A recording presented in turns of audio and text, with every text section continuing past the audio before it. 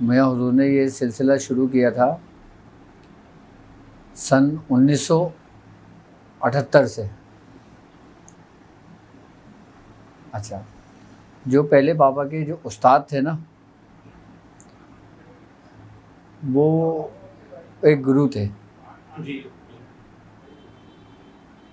अच्छा, उन साइड पे शायद कहाँ पिछली साइड पे जहाँ वो जो मछलियों का जो है ना, उस तरफ कहीं क्लिप में बताया था आपने। हाँ। वो मौनी है गुरु। तो वहाँ से मियाँ हुजूर ने तवज्जो सीखी थी, क्योंकि वो इब्तिदाई दौर था। उस वक़्त मियाँ हुजूर की उम्र थी तकरीबन, मियाँ हुजूर फरमाते हैं कि 14 साल की, 13-14 साल की उम्र थी। अच्छा, उस गुरु ने सिर्फ वो सिर्फ मियाँ हुजूर को ध्यान दिया था। उनकी तवज्जो, उनका सब कुछ ये था कि अपने आप को ना यकसुई हासिल करो, एक मरकज़ पे लेकर आओ, एक सोच पर लेकर आओ। आई बस समझ में? तो उनका मकसद सिर्फ ये था कि आपने अपने अंदर यकसुई ऐसे पैदा करना है कि आप दुनिया से गाफिल हो जाएं। उन्होंने सिर्फ वो सिर्फ मियाँ हुजूर को जो ना सिर्फ वो सिर्फ ध्यान की तरबियत दी थी। उस शख्स के बारे में मियाँ हुजूर बताते हैं कि उसके बारे में कोई ये नहीं कह सकता कि वो कौन था। मियाँ हुजूर आखिर में फरमाते हैं कि वो सूरह नास पढ़ने लगा था।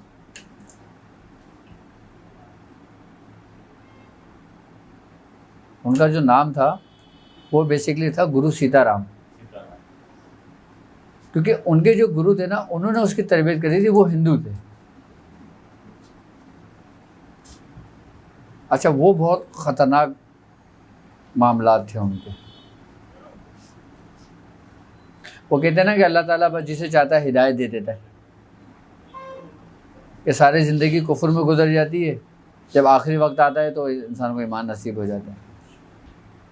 वो जिसे चाहता है ईमान की दौलत से नवाज देता है, और जिसे चाहता है उसको गुमराह कर देता है। ये नुक्ता समझ में नहीं आता आम इंसान। जी, आपने देखा होगा बहुत सारे लोग बड़ी पाकिज़गी जिंदगी गुजारते हैं। हाँ। आखिर में जाके मिस्टेक, और बाद लोग ऐसे होते हैं कि बड़ी बुराइयां, और उसमें हिदायत कैसे मिलती है? हाँ, बात यह है कि अल्लाह रब्बुल इज़्ज़त फरमाता है कि हुदल लिल मुत्तकीन लज़ीना, के हिदायत है मुत्तकियों के लिए। जो शख्स अपने बुज़ुर्गों का रास्ता छोड़ देता है ना, वो फिर गुमराह होने के उसके 99% चांस हो जाते हैं। अब बुज़ुर्गों की रस्सी छोड़ने से मुराद क्या होता है कि वो दुनियावी ख्वाहिशात में लग जाता है, उसको पता नहीं होता। वो समझ रहा होता है कि मैं दीन का काम कर रहा हूँ। अल्लाह तबारक तआला फरमाता है ना कुरान में कि जो शख्स हमारी याद से तगाफुल बरतता है, हम उस पर एक शैतान मुसल्लत कर देते हैं, और वो उसके साथ साथ रहता है। जब वो हमारे पास पहुँचता है, जब वो अपने नामाए अमाल देखता है, तो वो फिर वो शैतान से कहता है कि तू मेरा बदतरीन साथी निकला, काश तेरा और मेरा फासला मशरिक़ और मगरिब का होता। ये कुरान की आयत का मफ़हूम है। ये यानी कि इंसान एक रास्ते पे चल रहा है, ठीक है, चलते चलते जब उसको कोई कुव्वत, कोई ताकत, कोई मिलती है, तो उसके अंदर एक कैफियत पैदा होती है। अच्छा, उन कैफियत को संभलने का नाम ही बुज़ुर्गों की रस्सी को मजबूती से थामना है। और अगर उस कैफियतों को आप नहीं संभाल पाए, उन कुव्वत को आप नहीं संभाल पाए, तो समझ लें कि आपके हाथ से वो रस्सी छूट गई। बुज़ुर्गों की रस्सी को मजबूत थामना ये नहीं कि आप बुज़ुर्गों की सोबत में बैठ जाएं। बुज़ुर्गों की रस्सी को मजबूती से थामना इन्हीं कुव्वतों को संभालने का नाम है, जो उनकी तवज्जो से आपको हासिल हो रही है। अब लोग समझते हैं कि यार मैंने इतनी रियाजत करी है, मैंने इतना सब कुछ करा है, तो मैंने ये पाया है। उसने कुछ भी नहीं पाया। उसकी क्या हैसियत थी? नहीं तो मार देती है। ये मैं ही इंसान को बर्बाद कर देती। यही मैं ही जो इंसान को होती है ना, जो आखिरी वक्त में इंसान को गुमराह कर देती है। देखिए 15 आदमी यहाँ पे जी, आपका दर्द सबके लिए बराबर ही है, सबके लिए बराबर। लेकिन यहाँ से कुछ इतना हासिल करता है, कुछ ज़्यादा हासिल करता है, कुछ भी नहीं हासिल करता। हालांकि आपका दर्द सबके लिए, लेकिन ये क्या चीज़ है इंसान के अंदर के आपसे फेज जो है वो इतना हासिल करता, थोड़ा कोई बहुत ज़्यादा। उसकी वजह ये होती है कि अपने अपने ज़र्फ़ की बात होती है। वो कहते हैं ना, ये जो पी के बहक जाए उसे मैं कदे से निकाल दो। ये तंग नज़री का काम नहीं, ये अहले ज़र्फ़ का काम है। सिर्फ समझने का ही तो नाम रूहानियत है। आपने जिस दिन इस नुक्ते को समझ लिया ना, उस दिन आप कामिल हो गए। अब कुछ लोग ज़रा से पी के बोलते हैं कि हमने सब कुछ हासिल कर लिया। एक भगत कबीर, हिंदुओं में एक गुरु गुजरा है, वो कहता है कि मिस्री का पर्वत भयो, चींटी नक्शी आए, चींटी ने अपना मुंह भर ले, पर्वत का क्या जाए। यानी कि एक मिस्री का पहाड़ है, रूहानियत जो है एक मिस्री का पहाड़ है, और एक चींटी आई है, उसने अपने मुंह में मिस्री जितने उसके मुंह में आने थे उसने भर लिया। अब वो समझ रही कि मैंने पूरा पहाड़ ले लिया। तो ऐसा मुमकिन है? तो ये बात कि कुछ असल में बात ये होती है कि जो शख्स अपने मामलात में यकता हो जाता है, यकता होने से मुराद क्या है, उस पर पाबंदी कर लेता है, मतवातिर उसको अपने विर्द में या उससे मामलात में रखता है, तो वो जूं जूं बढ़ता रहता है ना, समझ लें कि उसकी रूहानियत भी बढ़ती रहती है, उसकी तरक्की भी होती रहती है, और फिर वो मज़ीद और लेता रहता है। कैसे पता चलेगा उसको कि उसकी रूहानियत बढ़ रही? उसके अंदर अपने शेख की मोहब्बत पैदा हो जाती है, उसकी उनसियत पैदा हो जाती है, उसकी सोहबत में उसकी जो तबीयत, जो कैफियत होती है ना, वो मुख्तलिफ हो जाती है। अच्छा, बाज़ ऐसा होता है कि आप देखते होंगे कि आप किसी नूरानी महफिल में बैठे हैं, किसी बुज़ुर्ग की सोहबत में बैठे हैं, या किसी की आपने सोहबत इख्तियार करी, आपके ऊपर बहुत ज़्यादा असर होता है उस चीज़ का। आप बोलते हैं कि मैं अब ये सूरह कुरैश नहीं छोड़ूंगा अब मेरी ज़िंदगी में, मैं सूरह नमाज नहीं छोड़ूंगा अपनी ज़िंदगी में। जब उन बुज़ुर्ग की सोहबत से उठ के आप जाते हैं, ये कैफियत होती है आपकी, एक सुरूर होता है आपके अंदर, लेकिन आहिस्ता आहिस्ता वो उस कैफियत में कमी होनी शुरू हो जाती है, और ऐसी कमी हो जाती है कि आप उसको भूल जाते हैं। ये क्या वजह होती है? ये असल बात है, ये क्या कैफियत होती है? उसकी वजह ये होती है कि जब इंसान पैदा होता है ना, तो अल्लाह रब्बुल इज़्ज़त हर इंसान के साथ एक फ़रिश्ते को पैदा करता है और एक शैतान को पैदा करता है, जो हदीसों में हमें मिलती है ये बात। अच्छा, जो फ़रिश्ता पैदा होता है उसको मुल्हम कहते हैं, यानी कि जो इल्हाम हमारे दिल में आता है ना, यानी कि अल्लाह रब्बुल इज़्ज़त का जो पैगाम होता है ना, वो फ़रिश्ते कासिद है, वो बीच में वो हमारे दिल तक नेकी की दावत देता है और हमें हिदायत की तरफ राग़िब करता है, हमें बताता है कि ये अच्छाई है और ये बुराई है। ये किसका काम हो गया? उस फरिश्ते का जो हमारे कल्ब पे मामूर है ना, इंसान के दिल में बुराई पैदा करना, उसके सीने के अंदर वसवसा पैदा करना, जिससे पनाह मांगी गई है। जब हम बुजुर्गों की सोहबत में होते हैं ना, तो वो शैतान जो ना हमारे दिल को छोड़ देता है, यानी कि पीछे हट जाता है। खन्नास के अगर बेसिकली मायने देखे जाए ना, तो सुकड़ने के हैं। खन्नास अरबी का लफ्ज़ है, इसके मायने क्या है? पीछे हटने के, सुकड़ने के। तो जब बुजुर्गों की महफिल में जाता है ना, तो वो खन्नास जो ना उसके कल्ब से सुकड़ जाता है, उसके पीछे हट जाता है, तो उन बातों का असर जो ना उनके कुलूब पर हो रहा होता है। और जो फरिश्ता होता है ना मुल्हम, वो ताकतवर होता है, वो और नेकी की दावत दे रहा होता है और लोगों को हिदायत की तरफ ला रहा होता है। अब कल्ब की ही कुरान मजीद के अंदर बहुत सारी इकसाम बयान की गई हैं कि कौन कौन से कल्ब हैं। कल्ब सलीम है, और बाज़ जगहों पे अल्लाह ताला ने फरमाया कि हमने इनके कल्बों पे मोहर लगा दी है, और बाज़ जगह फरमाया कि ये इनके कल्ब तो हैं लेकिन ये सोचते नहीं हैं, गौर व फिक्र नहीं करते। असल उन बुज़ुर्गों की जो महफिल होती है ना, यानी कि जो दर्स और तदरीस का जो सिलसिला होता है, जो उसकी रूहानियत होती है, उसका असर उस वक़्त उसके कल्ब पर पड़ रहा होता है। अच्छा, कल्ब पे पड़ने से असर जो होता है ना, वो उसकी सारी ज़िंदगी उस पर कायम रहता है, अगर वो खन्नास बीच में ना हो तो। खन्नास का काम ही उस असर को ज़ाइल करना होता है। जभी तो पनाह मांगी गई है ना, वरना पनाह क्यों मांगी गई है? इसलिए कहा गया है ना, अल्लाह ताला कुरान में क्या कहता है? ए इब्ने आदम, हमने तुमसे ना कहा था शैतान को ना पूछना, वो तुम्हारा खुल्लम खुल्ला दुश्मन है, वो मेरा नहीं है। अल्लाह ताला कहता है मेरा नहीं है, वो तुम्हारा खुल्लम खुल्ला दुश्मन है। अगर शैतान की, अगर आपने हिस्ट्री तारीख पढ़ी, अगर शैतान के बारे में आप थोड़ी सी रिसर्च करो ना, तो आप इसका पूरा लुब्बे लुबाब पता है क्या निकलता है? इसका लुब्बे लुबाब ये निकलता है कि वो इब्ने आदम का दुश्मन है, वो अल्लाह का दुश्मन नहीं है। अच्छा, अल्लाह का दुश्मन वो कैसे हो सकता है? जो जिसने अल्लाह रब्बुल इज़्ज़त की सोहबत ली हो, राज व न्याज की बातें की हों, एक अरसा उम्र गुजारा हो, जो वो जानता हो कि इसकी कुदरत कहाँ तक है और क्या क्या है, तो वो कैसे उसकी वो कर सकता है? आप मुझे बताएं, बताएं मुझे।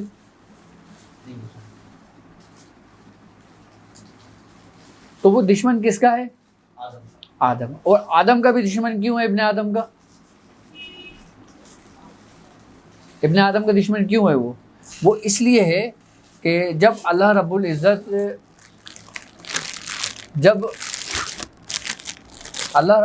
इससे राज व न्याज की बातें किया करता था, तो उस वक़्त अल्लाह रब्बुल इज़्ज़त के करीब यही था और कोई दूसरा नहीं था।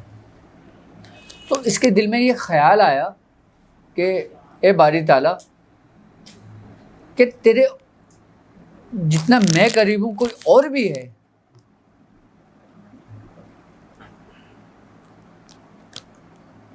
कि क्या तेरा महबूब कोई और भी है? तो अल्लाह रब्बुल इज़्ज़त ने फरमाया तो मेरे महबूब को देखना चाहता है? उसने फरमाया हाँ मैं देखना चाहता हूँ आपके महबूब को। तो अल्लाह रब्बुल इज़्ज़त ने फरमाया कि ये कंदील है और इसके अंदर 70,000 पर्दे हैं, उन 70,000 पर्दों के अंदर वो मेरे महबूब का नूर महफूज व पोशीदा है, और अगर तू इस नूर को देखना चाहता है तो 1000 साल इबादत करेगा तो ये एक पर्दा उड़ जाएगा। कहते हैं कि रूए ज़मीन पे कोई ऐसी जगह नहीं थी जहाँ पे शैतान ने सजदा ना किया हो। वो क्या बात थी? अच्छा, पहले वो इबादत करता था उस रब के लिए, अब वो इबादत कर रहा है किसके लिए? रब के महबूब को जानने के लिए। रब के महबूब को जानने के लिए। उसको ये था कि वो मैं ही होऊंगा, उसको ये गुमान था उसको ये था, क्योंकि जितना रब के करीब मैं हूँ कोई दूसरा नहीं है इस वक्त। कहते हैं ना, कुछ लोग करीब रहकर भी बहुत दूर होते हैं और कुछ लोग दूर रहकर भी बहुत करीब होते हैं। तो शैतान ने जो ना इबादतें करने शुरू कर दी, वो जूं उसके 1000 साल मुकम्मल होते रहते, एक कंदील से नूर पर्दा उससे हटता रहता। आखिर में जब उसने 70,000 साल की इबादत मुकम्मल कर ली तो एक कंदील में से एक नूर फूटा। तो उसने कहा शैतान ने कि ए बारी ताला, ये तो एक नूर है, इसमें तो मुझे कुछ ही नज़र आया। उसको भी कैसे नज़र आता? उसकी बसारत नहीं थी इतनी कि वो उस नूर को देख सके। लेकिन अल्लाह रब्बुल इज़्ज़त ने फिर इसको हुक्म दिया कि 1000 साल इबादत और कर। फिर जब उसने 1000 साल की इबादत की ना, तो उस कंदील में से जो नूर फटा था वो फिर बाकायदा तौर पे लिखा हुआ था कि ला इलाहा इल्लल्लाह मुहम्मदुर रसूलुल्लाह। तो शैतान ने उस वक़्त ये बात कही थी कि ए बारी ताला, ये मोहम्मद कौन है? उसके दिल में खासा एक जलन पैदा हुई कि इसमें मेरा नाम क्यों नहीं है। तो अल्लाह रब्बुल इज़्ज़त ने कहा था कि मेरा एक महबूब है और एक मरदूद है। तो उसने कहा महबूब तो मैंने देख लिया कौन है, मरदूद कौन है? वो शैतान डर गया, लरज़ गया। तो अल्लाह रब्बुल इज़्ज़त ने फरमाया कि हम इसका फ़ैसला अनकरीब करेंगे। ये तख्लीक़ आदम से पहले मामला हो रहा है। अब फिर अल्लाह रब्बुल इज़्ज़त ने हज़रत जिब्राइल अलैहिस्सलाम को हुक्म दिया, क्या कहा था कि मैं ज़मीन पे अपना, ठीक है, तो जिब्राइल ने क्या कहा था? खून रेजी करेंगे, फिसाद करेंगे, कत्ल गारतगिरी करेंगे। जिब्राइल को कैसे मालूम था?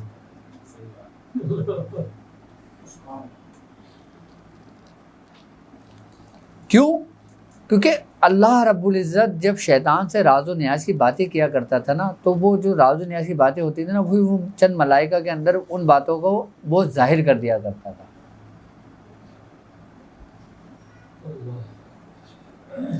क्योंकि हमसे पहले दूसरी मखलूक़ात थी ना, जब वो ज़मीन पे थी तो वो क्या था? फिसादी तो करते थे, लड़ते थे, झगड़ते थे, मारते थे, कत्ल गारतगिरी करते थे। फिर अल्लाह रब्बुल इज़्ज़त ने हुक्म दिया था कि वइज़ कुल्ना लिल मलाइकति उसजुदू आदम फसजुदू इल्ला इब्लीस, कि हमने कहा किसको? मलाइका को सजदा करो। किसको? हुक्म किसको हुआ? तो शैतान मलाइका में सता गया,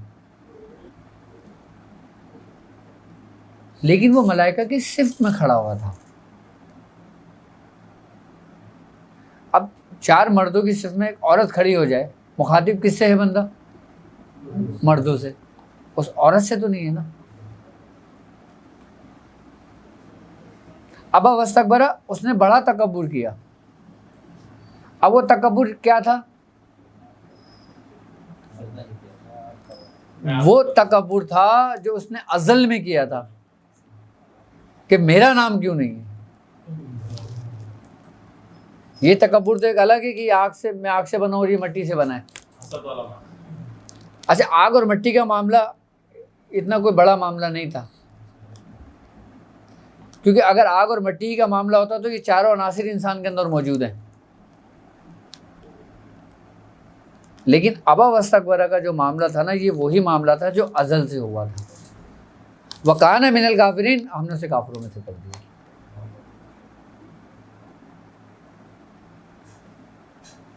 अब जब उसे काफिरों में से करार दे दिया तो फिर उसने अल्लाह रब्बुल इज़्ज़त से मोहलत मांगी। मोहलत क्या मांगी? क़यामत तक के लिए। अच्छा, एक दुनियावी मिसाल है कि ये मेरे महबूब हैं, मैं इनसे बेइंतहा मोहब्बत करता हूँ, ये मुझसे बड़े राज और न्याज की बातें करते हैं, ठीक है। अब मैं समझता हूँ कि ये सिर्फ मेरे हैं, बाकी किसी के नहीं है ये। अब ये इनके करीब आने की कोशिश करते हैं, तो मैं क्या करूँगा? मैं उनको रोकूंगा कि ये इस रास्ते तक ना पहुँच जाए जिस रास्ते तक मैं पहुँचाऊँ। तो फिर क्या करना शुरू हुआ? गुमराह। तो इब्ने आदम के दुश्मन इसीलिए हुए। फिर अल्लाह ताला ने क्या कहा कि जो मेरे बंदे हैं ना, उस पर तेरा जोर नहीं चलेगा।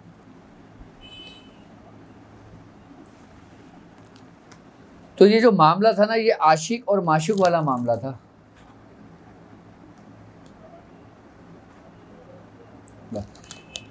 लेकिन वो मलाउन क्यों करार दिया गया कि उसने उस रिसालत को तस्लीम नहीं किया, उसने उस नूर को तस्लीम नहीं किया, तो अल्लाह रब्बुल इज़्ज़त ने उसे काफिरों में से कर दिया।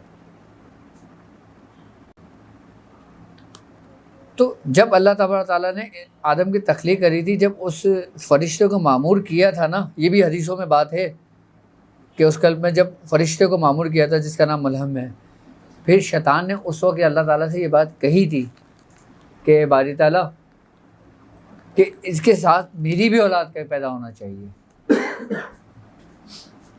तो फिर अल्लाह रब्बुल इज़्ज़त ने हुक्म दिया था कि उस हुक्म से वो शैतान पैदा हुआ था,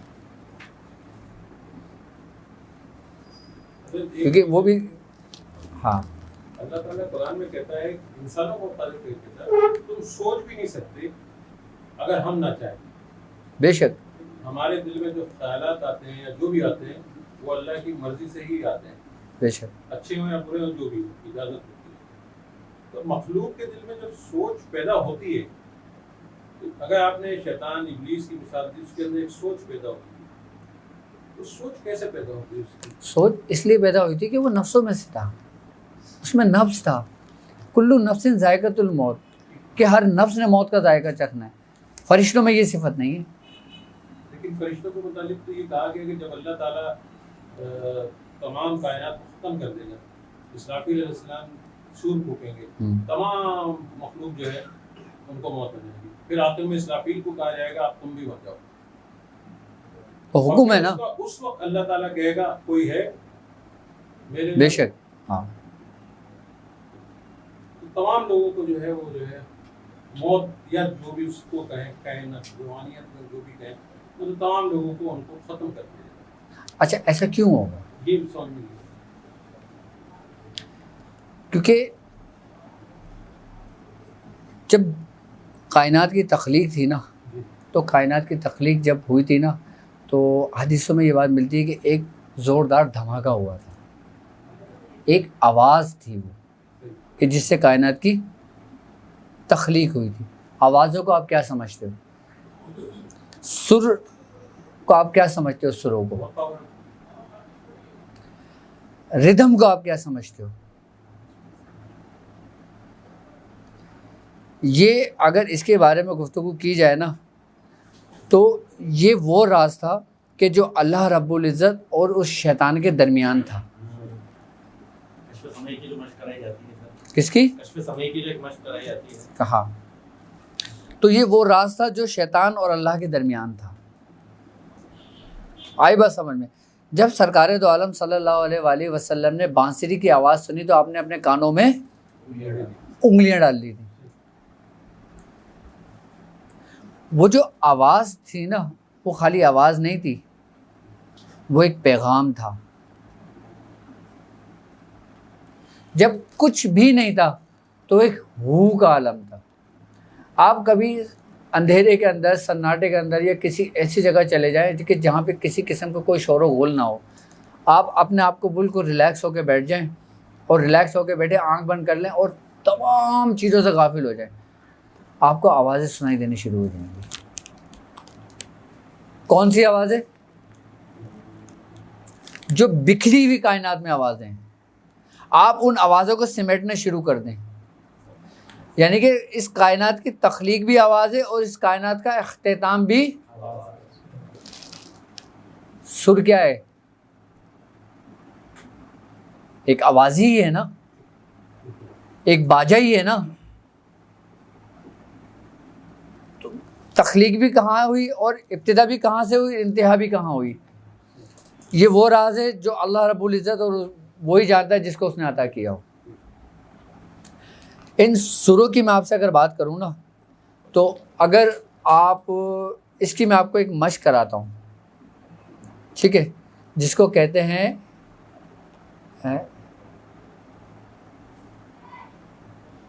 समाअत तख़य्युल।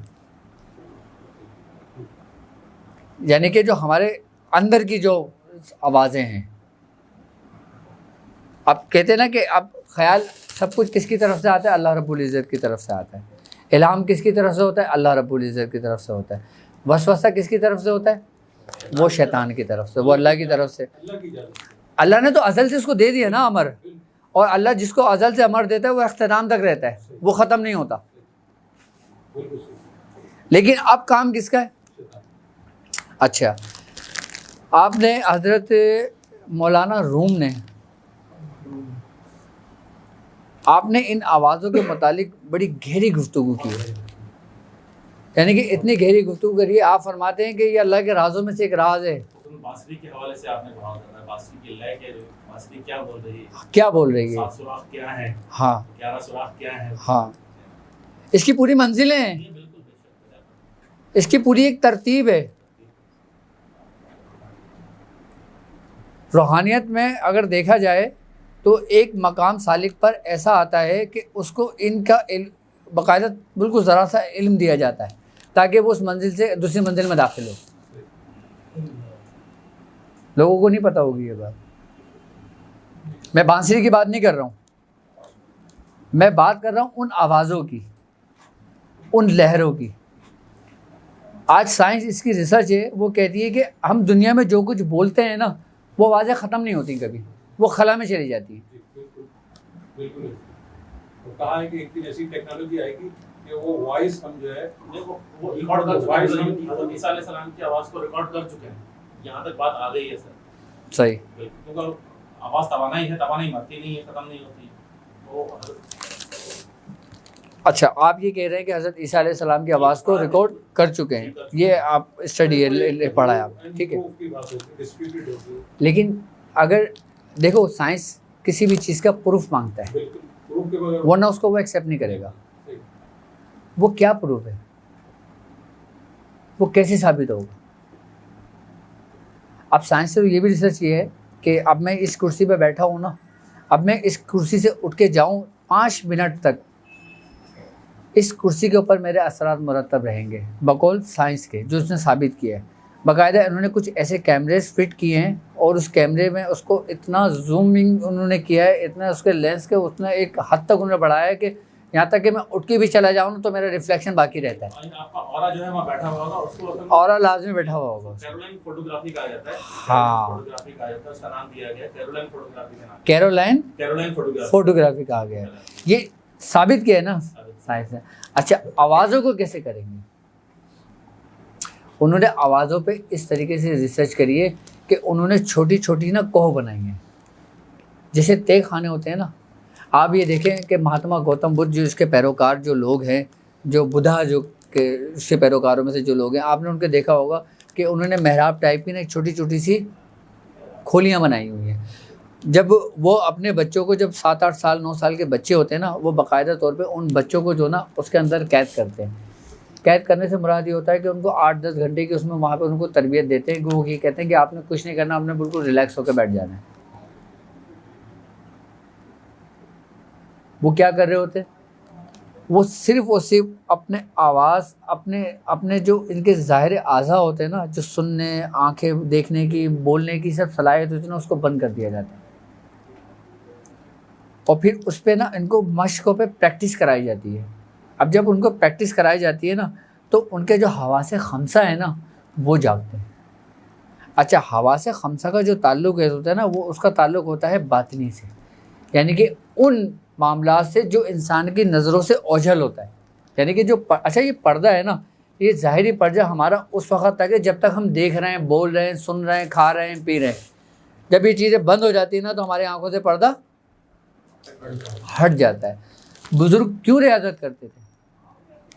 हज़रत सरकार गौस पाक ने, आप मादाजाद वली पैदा हुए थे, आप हसनी हुसैनी सादात घराने से थे, आपने 40 साल जंगल में क्यों गुजार दी? ये सारी तरबियतें, सारे मामला ये हमारे थे, ये हमारी विरासत थी, हमारी मिरास थी। ये हमने इसको छोड़ दिया और दूसरे मज़ाहिब के लोगों ने इसको अपना लिया।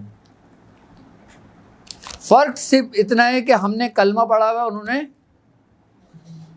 कलमा नहीं पढ़ा हुआ। हम कुरान को पढ़ते हैं, वो कुरान को समझते हैं। मैं आपको हकीकत बता रहा हूँ, कुरान के बगैर कोई तरक्की मुमकिन नहीं है। दुनिया में आज जितनी भी तरक्की है ना, वो सिर्फ कुरान ही की बदौलत है। अल्लाह रब्बुल इज़्ज़त ने कुरान में जो खुलकर बयान फरमाए हैं आपने तो सिर्फ कुरान को किसी रखा है कि भाई इसालो सवाब के लिए रख दिया। आई बस समझ में, अगर रोज़ी रोज़गार बंद हो गया तो आपने कुरान किसी ने कह दिया तो आपने उठा के पढ़ना शुरू कर दिया। आई बस समझ में। या कुरान को आपने, बेटी की शादी हुई तो उसको सर के ऊपर रख के उसको घर से अलविदा कर दिया। हमारे यहाँ मुसलमानों में अब इस हद तक हम लोग आ गए, लेकिन कुरान इन कामों के लिए नहीं था।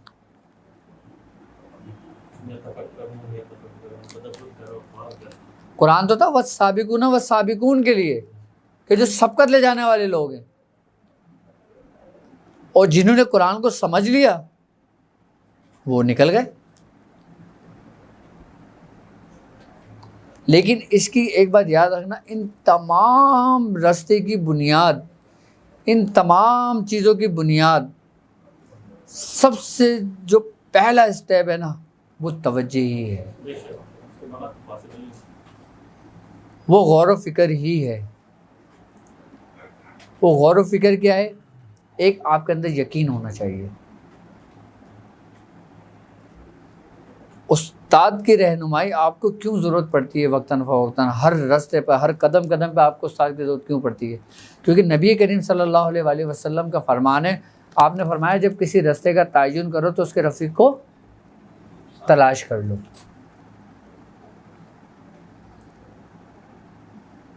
क्योंकि वो तुम्हें बताएगा कि किस रास्ते में तुम्हें क्या क्या मुश्किलात, क्या क्या दरपेश आती हैं। अब लोग बोलते हैं नहीं जी डायरेक्ट अल्लाह से मांगो। क्या डायरेक्ट मीन, लेकिन नबी पाक सल्लल्लाहु अलैहि वसल्लम जब हमारे हिरा के अंदर टाइम गुजारा तो उन्होंने किसी से तरबियत हासिल नहीं की, खुद बैठते थे, एक फरिश्ते आए उनके पास। ये पैगंबरों के लिए, आम इंसानों के लिए ज़रूरी किसी से सीखना पड़ेगा। बेशक आम इंसानों के लिए यही ज़रूरी है। अगर इसके बगैर इंसान रास्ते पे चलता है तो वो गुमराह हो जाता है। उस्ताद और शेख का काम ही यही है कि वो इसको इस गुमराही से निकालता है। आप एक केमिस्ट्री की किताब बगैर टीचर के नहीं पढ़ सकते, आप फिज़िक्स की किताब एक बगैर टीचर के नहीं पढ़ सकते, आप मैथ का एक क्वेश्चन किसी बगैर टीचर के सॉल्व नहीं कर सकते, तो आप कुरान को बगैर उस्ताद के कैसे समझ लोगे? आप केमिस्ट्री की किताब पढ़ तो लोगे, फिज़िक्स आप पढ़ तो लोगे, लेकिन समझ नहीं सकोगे आप। कुरान हमें बाकायदा तौर पे पढ़ने का नहीं, समझने का हुक्म दे रहा है। अल्लाह हदीस है ना कि तुम में बेहतरीन शख्स कौन है? जिसने कुरान जिसे सीखा और सिखाया। सीखना और पढ़ना फ़र्क है।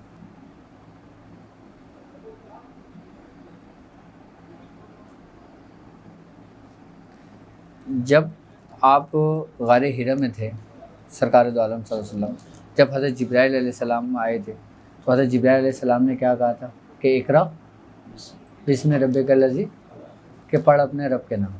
आपने क्या फरमाया था? पढ़ना नहीं आता, मम्मा आना बेकार, इतना पढ़ा हुआ नहीं। मैं पढ़ा हुआ नहीं। नहीं। यहाँ क्या मकसूद था?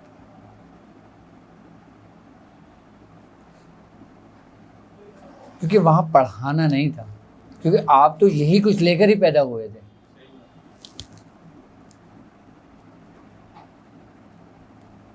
अगर देखा जाए तो यही इल्मुल अदियान है, ये पढ़ने से हासिल नहीं होता, ये किसी की सोहबत से होता है। इब्तिदा में आपने इरशाद फरमाया कि मियाँ 14 साल की उम्र से किसी की नजरों के अंदर थे जी, तस्करा करो और आपकी बात कहीं से नहीं निकलती जी। तो अब मियाँ हुजूर की मैं बात बताऊं आपको, मियाँ हुजूर ने, अगर मैं इनकी रियाजत की बात करता हूँ ना, तो सन 78 या 79 में हज़रत ख्वाजा मंजूर हुसैन शाह साहब मियाँ हुजूर को मिले थे। उस वक़्त मियाँ हुजूर समझ लें कि मियाँ हुजूर फरमाते हैं कि इस रास्ते पे जो ना मियाँ हुजूर को एक कमांड हासिल था। 74, 75, 76 के अंदर मियाँ हुजूर फरमाते हैं कि आमिलों की दुनिया में जो ना हम बादशाह थे, यानी कि हम जिस रास्ते में, जिस घर, जिस एरिया, जिस शहर में जाते थे ना, उस आमिल का अमल सल्ब कर लिया करते थे। ये दादा मियाँ से मिलने की पहले की बात मैं आपको बता रहा हूँ जी। आप तवज्जो को क्या समझते हो? बिल्कुल नहीं समझते तो उसको सिर्फ जिस दिन आप सिर्फ तवज्जो को समझ लेंगे ना, आपकी आधी मंजिलें तय हो जाएंगी। कितनी मंजिलें? आधी मंजिलें तय हो जाएंगी सिर्फ तवज्जो से। हमने जिस हाथ मिलाया उसने सलाम किया, मैं सलाम का जवाब दिया, उसने हाथ मिलाया सब कुछ ले गया। जी। बल्कि फरमाते हैं हमारा कि क्या होगा? और नहीं, आप लोगों को कुछ नहीं होगा, क्योंकि आप लोगों की पुश जो ना बहुत भारी है। हज़रत वो हाँ।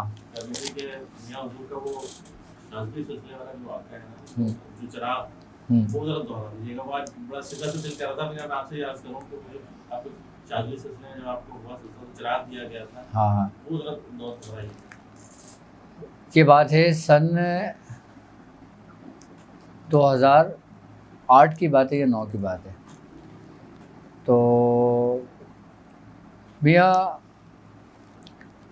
अच्छा, कहते हैं कि हिज़्बुल बहर की जो ना सबसे ज़्यादा जो इजाज़त है ना, वो हमारे खानवादे की है इस वक्त दौर हाजिर के अंदर। जब, अच्छा, हिज़्बुल बहर का भी ना सबसे पहला चिल्ला हमारे पूरे सलासिल में, हमारे इस वक्त मौजूदा ख़ानदान के अंदर सबसे पहला चिल्ला मैंने किया था। और मैंने हिज़्बुल बहर का चिल्ला किया था सन 2002 या 3 में। उस वक्त हमें नहीं पता था कि ये हिज़्बुल बहर है। एक हिज़्बुल बहर का और एक हिफ्ज़ हैकल का उस वक्त। अच्छा, ये उलमाए कराम की जो मियाँ हुजूर के पास जो आमद हुई है ना, ये हुई है सन 2007 में। इससे पहले जो है ना उसने जी, इससे पहले जो है ना नहीं, इससे पहले मियाँ हुजूर नहीं बैठते थे। इससे पहले ये मामूल ये था मियाँ हुजूर का कि मियाँ हुजूर होते थे, हम 2-3 लोग होते थे, हम लोग दवाएं बना रहे होते थे, मियाँ हुजूर मरीज़ों को देखते थे और आके बाहर आके बैठ जाते थे टेबल पर। ये हमारा मामूल चल रहा था। तो मियाँ हुजूर ने एक दिन फरमाया, हम लोग बैठे थे, मियाँ हुजूर ने कहा था कि अब मैं सोच रहा हूँ कि किसी एक दिन ना मखसूस करूँ लोगों के लिए, ताकि मैं लोगों को टाइम दूँ। ये भी हुक्म हुआ था मियाँ हुजूर को। तो मियाँ हुजूर ने कहा कि मैं अब लोगों को टाइम दूँ। मियाँ हुजूर को मियाँ हुजूर को तो सन 2002 में हुक्म हुआ था, जब दादा मियाँ का विसाल हुआ था ना, उसके बाद मियाँ हुजूर को हुक्म हुआ था। तो मियाँ हुजूर अपने वक्तन फ़ौक्तन आराम आराम से आहिस्ता आहिस्ता लोगों की तरबियत करते थे। सन 2000 अच्छा हुआ ये, अल्लामा यूसुफ साहब, वो हमारे रिश्तेदार भी हैं और इस वक्त उलमा अहले सुन्नत में एक बड़ा नाम भी है और उनकी एक बड़ी मेहनत और एक रियाजत भी है। हज़ारों की तादाद में उनके शागिर्द हैं इस वक्त, अल्लामा यूसुफ साहब और अल्लामा मुफ्ती अबू बकर साहब। तो अल्लामा यूसुफ साहब जो ना एक दिन मेरे पास आए थे, घर पे आए हुए थे, हम लोग ऐसे बैठे हुए बातें कर रहे थे। तो उस वक्त मैंने हिज़्बुल बहर का अमल किया था। तो ये मुफ्ती अबू बकर साहब के साथ हज पे चले गए थे या उम्रे पे चले गए थे, ये मुझे याद नहीं है। तो वहाँ पे इनको कुछ बुज़ुर्ग मिले थे जो शाज़लिया ख़ानदान के थे। तो मुफ्ती अबू बकर साहब को और अल्लामा यूसुफ साहब को उन बुज़ुर्ग से बाकायदा खिलाफत की इजाज़त हुई थी।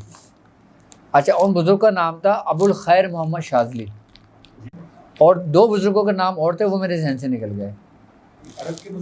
अरब के बुज़ुर्ग थे, एक मिस्र के थे और बाकी मुझे याद नहीं है, लेकिन ये बात उनको खिलाफत की इजाज़त हुई थी। अच्छा, जब उनको वहाँ से खिलाफत हुई थी ना शाज़लिया ख़ानदान की, फिर वो मियाँ हुजूर की बारगाह में आए थे मिठाई लेके और वो खुशखबरी सुनाने के लिए। तो फिर मियाँ हुजूर को उन्होंने बताया कि हमें दुआ हिज़्बुल बहर की इजाज़त हुई है। तो मियाँ हुजूर ने फरमाया कि तुम दुआ हिज़्बुल बहर के बारे में क्या जानते हो? फरमाया जानते तो नहीं है, बस इजाज़त हुई है। जब मियाँ हुजूर ने उसकी तफसीर बयान करी थी ना दुआ हिज़्बुल बहर की, कि वो दिन है और आज का दिन है, इन्होंने मियाँ हुजूर की रस्सी को मजबूती से थाम दिया। मियाँ हुजूर ने हिज़्बुल बहर से पूरा उस वक़्त सलूक बयान कर दिया था। आप उस टाइम कर चुके थे? मैं उस टाइम कर चुका था ये। अच्छा, फिर उसके बाद सन 2007 था या 8 था, फिर मुझे खिलाफत की इजाज़त हुई थी। अच्छा, जिस महफ़िल में मुझे खिलाफत की इजाज़त हुई थी, उस महफ़िल में मेरे अलावा किसी को भी नहीं हुई थी। उस वक्त हुआ ये था कि महफ़िल चल रही थी सालाना हमारी दादा मियाँ की। तो मियाँ हुजूर ने फरमाया कि वाजिद का है, बुलाओ उसको। अच्छा, उस वक्त हम लोगों को खाना वाना खिला रहे थे। अब जब माइक में ऐलान हुआ तो हम दौड़ते चले, हम बने का पता नहीं क्या हो गया। अब जब मियाँ हुजूर के पास पहुँचे तो मियाँ हुजूर ने कहा खड़े हो जाओ यहाँ पे। मैं खड़ा हो गया। अब पूरी महफ़िल खड़ी हो गई। अब मियाँ हुजूर ने माइक मंगवाया। मियाँ हुजूर ने फरमाया कि बाकायदा मुझे हुक्म हुआ है कि मैं अपने तमाम सलासिल की खिलाफत और इजाज़त मैं वाजिद को देता हूँ। मियाँ हुजूर ने उस वक़्त तमाम खानवादों की मुझे खिलाफत और इजाज़त दी थी सन 2007 में। उसके बाद मियाँ हुजूर ने अपने गले के तमाम हार मेरे गले में डाल दिए थे और मियाँ हुजूर ने अपने सर का ताज उठा के मेरे सर पे रख दिया था और अपने लिए दूसरा ताज मंगाया था।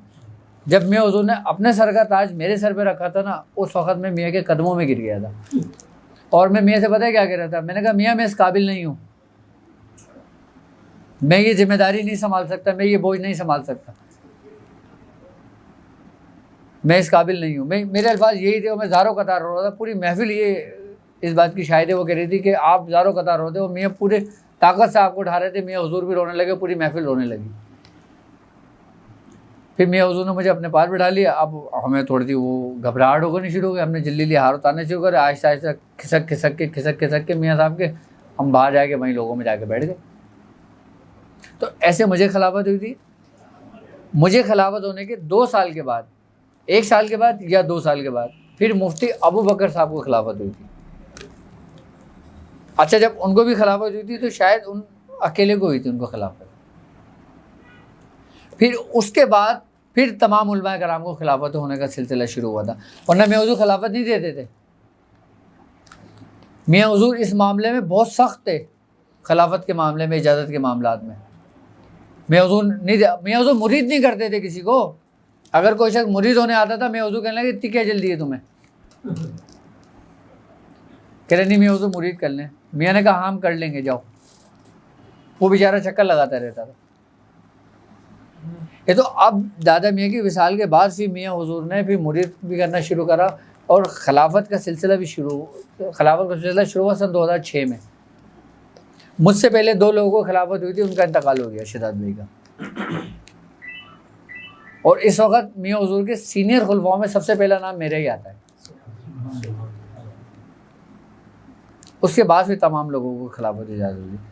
अच्छा, उस वक़्त तक मैं ये काम करके छोड़ चुका था, साइड हो चुका था, मैं फिर अपने ज़िक्र अस्कार की तरफ में आ गया था, अपने मामला की तरफ आ गया था। जब दूसरे लोगों ने आगाज़ किया, जब दूसरे लोगों ने इस रास्ते का आगाज़ किया, उस वक़्त मैं इसको छोड़ चुका था, मैं उसको छोड़ चुका था, मैं फिर दूसरी उस तरफ आ गया था उसमें सलाह में। वरना आप यकीन करें कि मियाँ हुजूर हमारे मामलात में इतने सख्त थे, इतने सख्त थे कि हमारी ये हिम्मत नहीं होती थी कि मियाँ हुजूर से पूछने की कि ये अमल कितने दिन करना है। एक दफ़ा मियाँ हुजूर ने मुझे पर्चा दिया, मुझसे कहा ये याद करना। मैंने देखा, मैंने सिर्फ इतना कह दिया कि मुझे याद तो है लेकिन करना कितने दिन, मेरा हाथ से पर्चा ले लिया। कह रहे ये क्या होता है कितने दिन? कह रहे जब मुकम्मल होगा ना तब आना। हमें वो अमल करने में 6-6 महीने लग जाते थे, जबकि उस वक्त में ना घर में आ सकता था, ना घर पे खा सकता था, ना घर पे सो सकता था, ना घर पे पी सकता था, ना घर की शादियों में मैं खाना खा सकता था। हमारे चचाओं की शादियां हमारे सामने हुई हैं, उनकी शादियों का खाना तक मैंने अपनी शादी का खाना नहीं खाया, उसमें भी मैं परहेज में हुआ करता था। मियाँ हुजूर इतने सख्त थे इस मामलात में। अब मियाँ हुजूर इतनी सख्ती नहीं करते, लेकिन मियाँ हुजूर ने फिर जो ज़िक्र अस्कार के तरीक़ेकार, ज़िक्र अस्कार समझाए, फिर इन कामों के तरीक़ेकार समझाए, वो नायाब है। अब इल्मुल अदद की जो हमारी क्लासेस चल रही हैं, ये सारा इल्म क्या है? ये मियाँ हुजूर का तो है, ये उन्हीं की तो तरबियत थी। ये चीज़ें मैं छोड़ चुका था।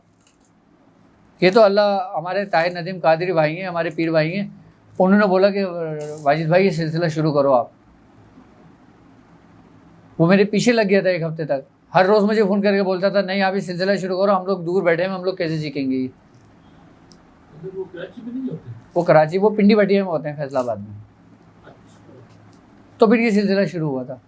मैं आपको मियाँ हुजूर की रियाजत बता रहा था, मैं चिराग शाही का भी बताता हूँ। चिराग शाही क्या हुआ था, वो कैसे मिला था मियाँ हुजूर को। मियाँ हुजूर की रियाजत ये थी कि मियाँ हुजूर फरमाते हैं कि हमारे पैर में एक सफ़ेद रंग की चप्पल होती थी और एक हरे रंग की चप्पल होती थी। क्या? और उस वक़्त मियाँ हुजूर को इन मामलात में कमाल हासिल था। और आज ज़रा सा अगर कुछ हो जाए, मियाँ हुजूर फरमाते हैं कि एक दफ़ा हमें रास्ते में अठन्नी पड़ी हुई मिल गई और हम जा रहे थे मज़ार पे पढ़ाई करने के लिए। मियाँ हुजूर फरमाने लगे हमने अठन्नी मिली, हमने अठन्नी जेब में डाल ली। अब हमारे दिल में ये ख्याल आता रहा कि अब हम यहाँ से फारिग होकर चाय पियेंगे। तो मियाँ हुजूर फरमाते हैं कि जिस जब मैं मज़ार पे पढ़ाई करने बैठा था उस वक़्त मेरे मामलात ही नहीं खुले और मैं परेशान हो गया कि यार मेरे साथ ये हुआ क्या है। मियाँ हुजूर कह रहे हैं मेरे ज़हन गुमान में नहीं कि वो सिक्का मेरी जेब में। मियाँ हुजूर फरमाते हैं फिर मुझे मामलात, एक कार्रवाई हुई मुझ पर, तो मुझे बताया गया कि तुम्हारी जेब में जो सिक्का है वो तुम्हारे मामलात खोलने से रोक रहा है। तो मियाँ हुजूर फरमाते हैं मैंने उससे वो सिक्का निकाल के जेब से वहीं खराज कर दिया। ये उस्ताद नहीं होते तो सारी जिंदगी परेशानी रहती। उस्ताद का कमाल बेशक मियाँ हुजूर की रियाजतें आम रियाजतें नहीं हैं। आज के दौर में आप सोच भी नहीं सकते। मैं कभी आपको मियाँ हुजूर की पुरानी तस्वीरें दिखाऊंगा कि मैं भी बहुत सेहतमंद हूँ। क्या? मैं भी बहुत सेहतमंद हूँ, मुझसे भी ज़्यादा दुबले पतले थे मियाँ हुजूर। मैं दिखाऊंगा ज़रूर आप, और आप ये बोलेंगे कि वाजिद भाई आप ही खड़े में लग रहा है। लगता यही है। हाँ, जबकि वो तस्वीर सन 1978 की है, आप मियां साहब की जवानी 80 की तस्वीर जी। की जवानी लगते हैं बिल्कुल। आप अभी जिस हुलिया हमारे जितने रिश्तेदार हैं, जितने लोग होते हैं, वो सब यही बोलते हैं। और बाद लोगों ने तो कमेंट्स में ये कहा है कि मियाँ हुजूर ने आपकी सूरत में अपनी उम्र को बढ़ा लिया। ये उनकी मोहब्बत है, ये उनकी मोहब्बत है। अच्छा, मियाँ हुजूर शाज़िलिया ख़ानदान पे इतनी तवज्जो नहीं देते थे पहले। हाँ, मियाँ हुजूर के साथ एक दफ़ा हुआ ये कि एक बुज़ुर्ग थे, उनके पास ही चिराग शाही ख़ानदान था। अच्छा, ये चिराग शाही एक चिराग है, ठीक है। अब मेरे जहन से निकल गई ये बात कि ये 9 चिराग हैं या 11 चिराग हैं। कहते हैं कि दुनिया के अंदर ये 9 चिराग हैं या 11 चिराग हैं। अच्छा, जिन जगह पे ये चिराग होता है वो शाज़िलिया का मरकज़ होता है। ये सारे एक जगह पे इकट्ठे होते नहीं, सब मुख्तलिफ जगहों पे होते हैं दुनिया में कहीं। मियां हुज़ूर ने मुझे बाकायदा दिखाई भी थी वो जगह कि जहाँ जहाँ वो चिराग मौजूद है।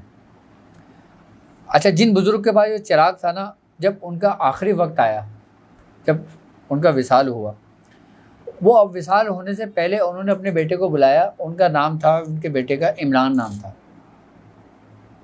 तो उनसे कहा कि ये मेरे जो तबर्रुकात हैं ना, ये सिलसिले की जो अमानत है, ये तुम ले जाके हकीम साहब को दे देना, मियां हुज़ूर को।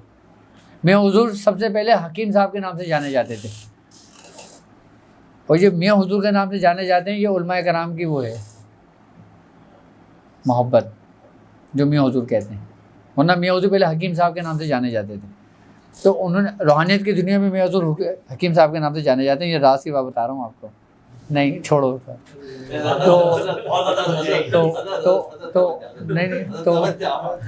तो मियां हुज़ूर जब उन बुज़ुर्ग का आखिरी वक्त आया ना, तो उन्होंने कहा ये हकीम साहब को दे देना जाके। अब उनका विसाल हो गया। अब जब विसाल हुआ ना, तो उनके जो साहबजादे थे ना, उनके जहन से ये बात निकल गई। अच्छा, उनकी ज़िंदगी के जो उनके माते जो जिन्नात थे, जो उनके मामलात थे ना, फिर वो जो ना ज़ाहिर हो गए। वो ऐसे ज़ाहिर हुए कि लोगों को, घर वालों को नज़र आने लगे, परेशान करने लगे, उनके पूरे घर को तहस नहस कर दिया। फिर उनको ख्याल आया कि यार मुझे मियां हुज़ूर हकीम साहब का कहा था। फिर वो तबर्रुकात लेके मियां हुज़ूर को ढूंढते हुए पहुँचे। जानते नहीं थे? नहीं, जानते नहीं थे वो। अच्छा, मैं उस वक्त दवाखाने पे था। अच्छा, मेरी ड्यूटी ये हुआ करती थी कि मैं दवाखाने की सफाई करता था, दवाएं बनाता था, मरीजों को देता था, टोकन देता था, ये करता था मैं वहाँ पे। तो मैं वहाँ बैठा हुआ था, तो एक शख्स आया, ये पूरा ढक्कन लेकर आया है चिराग शाही और कुछ तबर्रुकात थे, वो ला के उसने रखे। उसने कहा मुझे हकीम साहब से मिलना है और आप उनको पैगाम दे दें। खैर, उनको पैगाम दे दिया मियां हुज़ूर को। अच्छा, वो मियां हुज़ूर ने उनको देखा, उनके मामलात को मियां हुज़ूर, बस उनकी मियां हुज़ूर की तवज्जो पड़नी थी, उनके मामलात बिल्कुल क्लियर होने शुरू हो गए। उनके जितने भी मामलात थे ना, जितनी भी वो चीज़ें थी ना, वो सारी की सारी सब बन के खड़ी हो गई उस वक्त। उन्होंने कहा था ये आपकी अमानत है और ये आपको सुपुर्द किया, और एक डायरी देकर गए थे मियां हुज़ूर। अब वो डायरी में क्या था, वो डायरी मैंने पढ़ी है, पूरी डायरी पढ़ी है मैंने। अच्छा, मैंने डायरी पूरी पढ़ने के बाद एक नशिस्त हमारी चल रही थी उलमाए कराम की, वहाँ पे मरकज़ में जुम्मे वाले दिन। तो मैंने उस डायरी का जिक्र कर दिया, किससे? मुफ्ती अबू बकर साहब से और अल्लामा यूसुफ साहब से, क्योंकि ये मेरे के करीब थे। अब जब मैंने इनसे जिक्र किया ना, मैंने कहा ज़रा मियां हुज़ूर से ना डायरी का पूछना। अच्छा, वो मियां हुज़ूर से डायरी का पूछा, मियां हुज़ूर मेरी शक्ल देखी यूँ करके, मुझे उन्होंने गौर से देखा, खामोश हो गए। तो कह लेंगे हाँ मैं बता दूंगा तुम्हें। तो मैंने उनको बोला, मुफ्ती साहब को, मैंने कहा पापा के पीछे लग गया होगा। तो खैर, फिर पापा ने शफ़क़त की, तो पापा ने उनको वो डायरी दिखाई। डायरी में पता है उन बुज़ुर्ग के मुशाहिदात लिखे हुए थे। उन बुज़ुर्ग के मुशाहिदात क्या थे? आज भी डायरी मेरे पास है वो। हाँ, मतलब आप आपके पीछे पड़ गए। नहीं, मैं अब वो ढूंढना पड़ेगी कहाँ रखी हुई है मेरे पास ही। आई ना बस समझ, उसमें उनके मुशाहिदात थे। मैं आपको एक दो मुशाहिदात बता देती हूँ। खैर, आम लोगों में ये बात करने की नहीं है, मैं मखसूस बताऊँगा ढके छुपे अल्फाजों में। उसमें मुशाहिदात उनके ये लिखे हुए थे, जो जो कार्रवाइयाँ उन पर होती थी ना रूहानियत की, उन मंजिलों में जो वो सलूक की मंजिलें उन बुज़ुर्ग ने तय करी थी, उनके साथ साथ जो जो मुशाहिदात होते वो तहरीर कर लिया करते थे। उसमें बाकायदा तौर पे वो लिखते हैं कि हज़रत शेख अबुल हसन शाज़ली ने बनफ्स नफीस आकर मुझे पूरी अपने सवाने हयात लिखवाई है।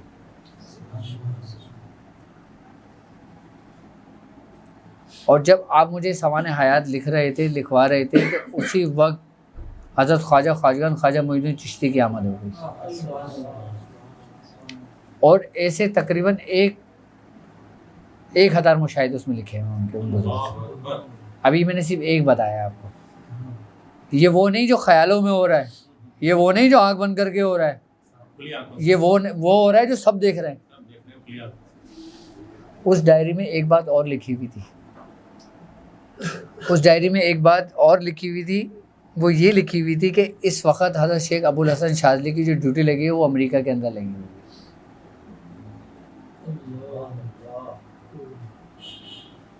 और या विशाल के बाद भी अपनी ड्यूटी अंजाम दे रहे हैं। विशाल ये क्या होता है? पर्दा हाँ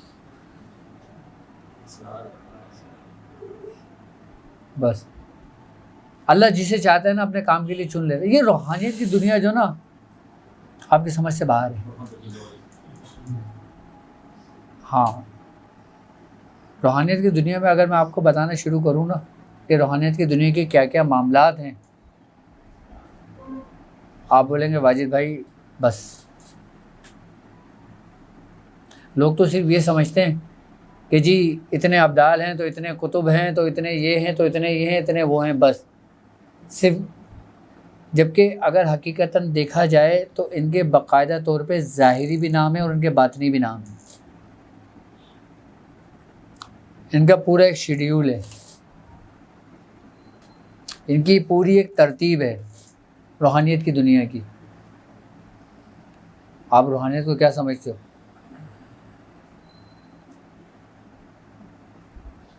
आप अल्लाह की तजल्ली को बर्दाश्त कर सकते हो क्या? कोई कल्ब इंसानी कर सकता है क्या? कोई नहीं कर सकता सर, सिवा सरकार दो आलम के। और इन तमाम ड्यूटी वालों का मरकज़ जो है ना, मुंबा जो है, वो दरबारी रिसालत है। अब लोग दरबारी रिसालत के बारे में बात करते हैं कि जी ये पढ़ लो दरबारी रिसालत तक रसाई हो जाएगी, जी ये पढ़ लो तो दरबारी रिसालत तक रसाई हो जाएगी, जी ये पढ़ लो। क्या पढ़ने से दरबारी रिसालत तक रसाई मुमकिन है? और जो लोग सारी ज़िंदगी नमाज और कुरान पढ़ लें,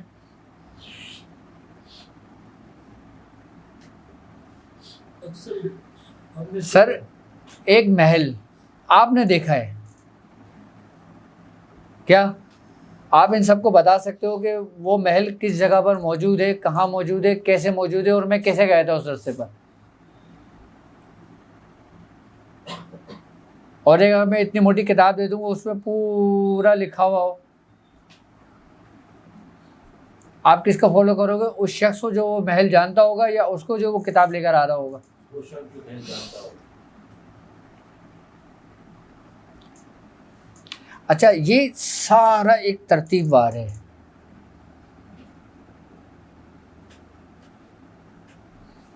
दरबारी रिसालत के बाद दरबारी रिसालत में जिनकी ड्यूटी लगी हुई है, जिन सहाबा कराम की, वो आज भी मौजूद हैं।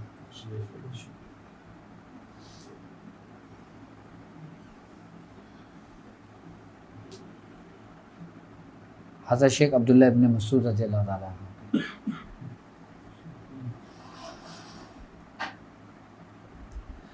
आपके बाद फिर हज़रत अली रज़ियल्लाहु ताला अन्हु का दरबार आता है। जिस तरीके से मैंने जिक्र किया था कि हज़रत अली रज़ियल्लाहु ताला अन्हा के बाद सरकार दरबार गौसियत आता है।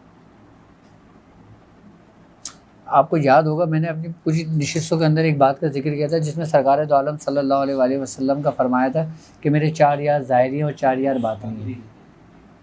फिर मैंने कहा था कि 4 शरीयत के पीर हैं, 4 तरीक़त के पीर हैं, 4 हकीकत के पीर हैं, 4 मार्फत के पीर हैं, 4 वैदानियत के पीर हैं। अगर हम शरीयत के पीर की बात करते हैं ना 4, तो 4 शरीयत के पीर जो ना वो चारों इमाम हैं। कौन चारों इमाम?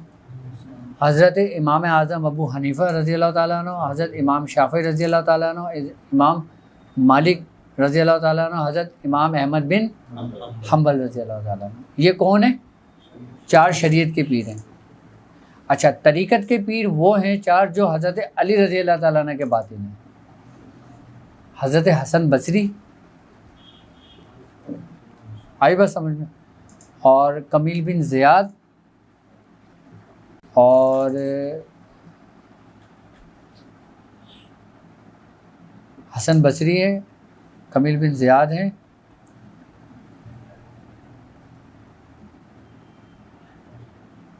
तो मैं नाम और बताता हूँ अभी मेरे जहन में आ जाएगा। और हकीकत के जो 4 पीर हैं ना, वो चारों फरिश्ते हैं। हज़रत जिब्राइल अलैहिस्सलाम, हज़रत मिकाईल अलैहिस्सलाम, हज़रत इज़राइल अलैहिस्सलाम, हज़रत इसराफील अलैहिस्सलाम। ये कौन है? ये हकीकत के 4 पीर हैं। और मार्फत के जो 4 पीर हैं वो चारों खुलफाए राशिदीन हैं, यानी कि हज़रत अबू बकर सिद्दीक़ रज़ी अल्लाह ताला अन्हु, हज़रत उमर ख़त्ताब रज़ी अल्लाह ताला अन्हु, हज़रत उस्मान बिन अफ़्फ़ान रज़ी अल्लाह ताला अन्हु, हज़रत अली इब्न तालिब। ये मार्फत के 4 पीर हैं।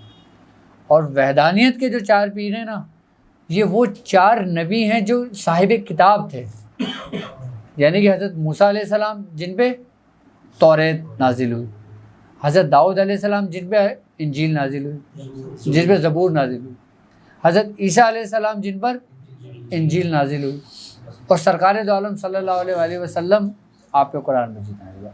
ये वहदानियत के 4 पीर हैं। इनकी दौर हाजिर के अंदर रूहानियत की दुनिया के अंदर आज भी तसर्रुफ़ात कायम है और इन्हीं के उससे ही ये मामला चलते हैं।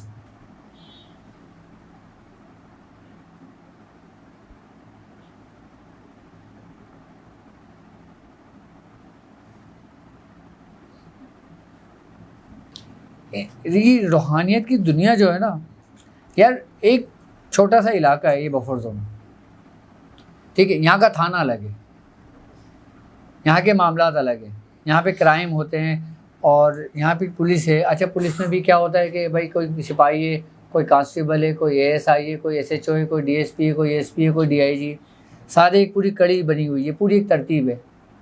आई बस समझ में, ये तो दुनिया का कानून है। तो क्या तुम्हारे रब का कानून नहीं है? रूहानी एडमिनिस्ट्रेशन हैं? रूहानी एडमिनिस्ट्रेशन। अच्छा, मैं आपको एक बड़े मज़े की बात बताऊं। जब मैंने मैट्रिक पास किया था ना, तो हम जो स्कूल के जो दोस्त थे 3-4, हम लोगों ने ये फ़ैसला किया था कि हम आर्मी में जाएंगे। क्या? हम गए, इंटरव्यू देने गए। अच्छा, हुआ ये, हम जब इंटरव्यू देने गए हमने सब कुछ करा। अब वो जब तस्वीरें जमा कराई ना, अब जब मैंने तस्वीर जमा कराई ना, उस वक्त मेरी आंखें बंद आ गई। तो कह रहा आपकी तो आंखें ही बंद है। मैंने कहा यार मैं तो आंखें खुली हुई तस्वीर लेकर आया था। कह रहा देखो, जब मैंने देखी तो वाकई आंखें मेरी बंद थी। और उस दिन आखिरी तारीख थी वो जमा कराने की। तस्वीर खिंचवा नहीं सकते। हाँ, जो मेरे साथ लड़के थे ना, उनका अपॉइंटमेंट लेटर आ गया, उनके सिलेक्शन हो गए, उनका सब कुछ हो गया, हमारा हुआ ही नहीं। अब जब मैं पापा के पास आया तो मुझे ज़ोर ज़ोर से के हंसने लगे, कहना कर ली अपनी ख्वाहिश पूरी। तो मैं तो कुछ और करना है। हाँ, वो आज भी बेचारे आर्मी में फंसे हैं। वो कहते हैं कि फंसाने वाले वाजिद तुम ही हो। हाँ, तो हमारा नहीं हुआ, उनका हो गया तो वो चले गए थे। हमारे साथ तो ऐसे मामला हुए थे। लेकिन रूहानियत की दुनिया एक पुरअसरार दुनिया है, अजीब दुनिया है। अच्छा, जो सलासिल के लोग हैं ना, जो सलासिल को समझते हैं, खानवादे को समझते हैं, वो इन रस्तों को बहुत अच्छी तरीके से जानते हैं। चराग का क्या हुआ? मुझे देखा है। हाँ, चिराग शाही जब मियाँ हुजूर को मिला तो मियाँ हुजूर बहुत खुश। मियाँ हुजूर ने मुझे बुलाया कि वाजिद इधर आओ, ये चिराग उठाओ और ये अंदर रख कर आओ। अच्छा, जब अंदर ले आके रखा, मियाँ हुजूर मतलब पे मरीज़ हो देने लगे। जब फारिग होकर आए, मुझसे कहने लगे तुम्हें पता है क्या है ये? मैंने कहा मुझे क्या पता क्या है? कह रहे ये चिराग शाज़िलिया ख़ानदान का।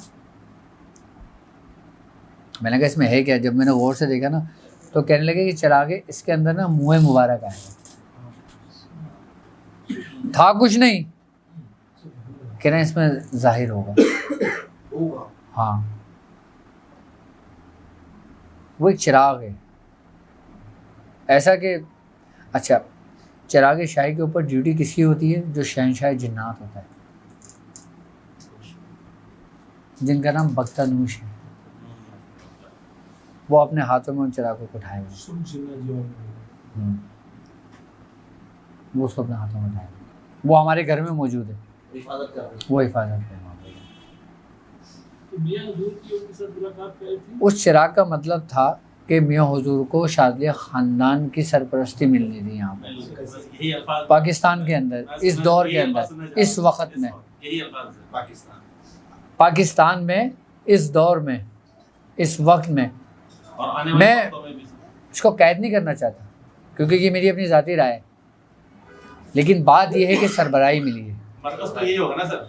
हाँ, मरकज़ यही है। यही होगा ना, बस मरकज़ शाज़िलिया ख़ानदान का यही है, मियाँ हुजूर। और ये सारे सितारे जितने भी उलमाए कराम जो शाज़लियत अपने नाम के आगे लगाते हैं ना, ये समझ लें कि इसी चांद इसी के हिस्से हैं। ये सितारे इन्हीं की रोशनियाँ हैं। ये जितने भी सितारे चमक रहे हैं ना दुनिया में इस वक्त, उलमाए कराम की उससे, ये सारी रोशनी मरकज़ की है, मियाँ हुजूर के फैज़ की। इसके बाद मियाँ हुजूर की कैफियत थी उसमें कुछ चेंज आने लगे, कुछ तब्दीलियाँ आई हैं। चराग शाही मिलने के बाद मियाँ हुजूर में सबसे पहली तब्दीली तो ये आई कि मियाँ हुजूर शफीक तो थे ही, और इतने हो गए कि इन शख्स को बोला कि हिज़्बुल बहर 120 बार पढ़नी है। उन्होंने कहा मियाँ 120 नहीं पढ़ सकता, 40 पढ़ लूँ। मैंने कहा 40 पढ़ लो। मियाँ 40 नहीं पढ़ सकता, 20 पढ़ लूँ। हाँ अच्छा 20 पढ़ लो। वरना हमें ये नहीं था, मेरी हिज़्बुल बहर 1.25 लाख हो गई होगी। जो चीज़ 120 बार पढ़ने में हासिल होनी थी वो 20 बार पढ़ने में उससे हासिल होगी। भाई इजाज़त किसकी है? ये देखो, इजाजत देखी जाती है ना। हाँ आप एक दफ़ा पढ़ लो मियाँ के कहने से। भाई हज़रत बाबा फरीद मसूद गनी शकर रहमतुल्लाह अलैह जब अब कुतुबुद्दीन बख्तियार काकी से मिले थे, आपने फरमाया बाबा साहब क्या करते हो? आपने फरमाया हुजूर 14,000 बार सूरह इखलास पढ़ता हूँ। आपने फरमाया अच्छा माशाअल्लाह, अच्छा आज एक तस्बीह पढ़ना। क्या? एक तस्बीह पढ़ना। हज़रत बाबा फरीद मसूद गनी शकर रहमतुल्लाह अलैह फरमाते हैं कि वो एक तस्बीह पूरी रात मुझसे नहीं पढ़ी गई। क्या? एक तस्बीह नहीं पढ़ी गई, और कहाँ 14,000 पढ़ते थे आप। आपके कदमों में आगे गिर गए थे। आपने ऐसे तो नहीं फरमाया था कि हाथ मार के फरीद 90 बरस में बर्बाद किए।